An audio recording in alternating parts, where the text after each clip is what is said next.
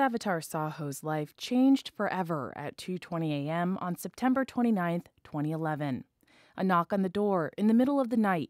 San Diego police officers standing on the other side.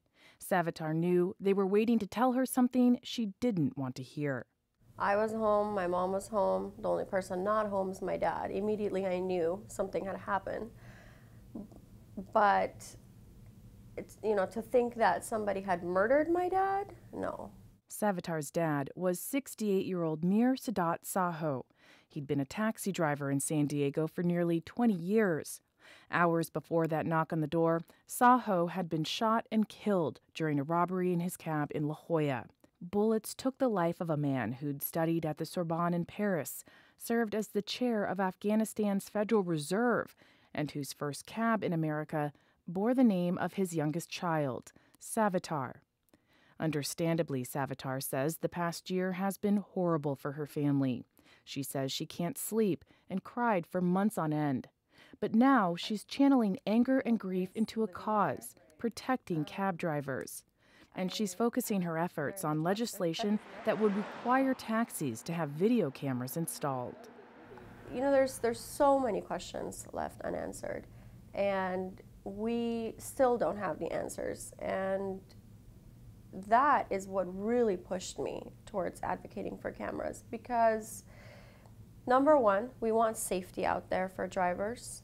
And number two, God forbid, if anything ever happens, we want to make sure somehow the families and the public know what happened, at least to some extent. Chances are good a taxi driver will have a dangerous encounter at some point. The U.S. Department of Labor says taxi drivers are 60 times more likely than other workers to be murdered on the job. San Diego's City Councilwoman Marti knows it's a risky occupation. Emerald served on the Metropolitan Transit System's Taxi Advisory Board. She was waiting for state legislation requiring cameras in cabs to go forward, but that appears to be stalled. So Emerald says she and MTS will move on the local level. My primary goal, and I know the goal of our Taxi Advisory Committee, is to protect drivers.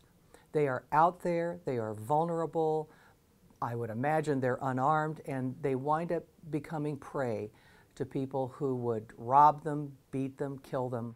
Emerald says there are issues to be worked out. For instance, would the cameras record audio as well as video?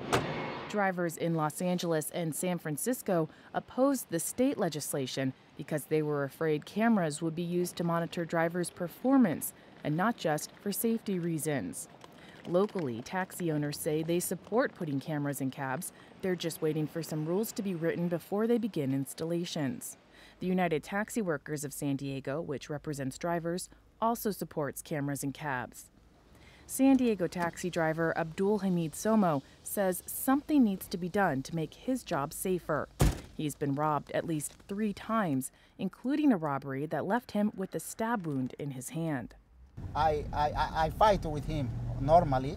He hit me by knife in here, in the hand. So then he ran away. I follow him. Then the officer come, they capture him. But Somo still bears the scar from that run-in. And in a job that requires him and other drivers to interact with strangers on a daily basis, he's hoping something can be done to make him a little safer. Savitar Sahou says she'll keep working to make sure it does. We don't want this to ever happen to any other family. I don't want any daughter out there to ever wake up to a phone call or a knock on a door from the police saying, so sorry, your dad is no longer alive. We don't want that to happen. Katie Orr, KPBS News.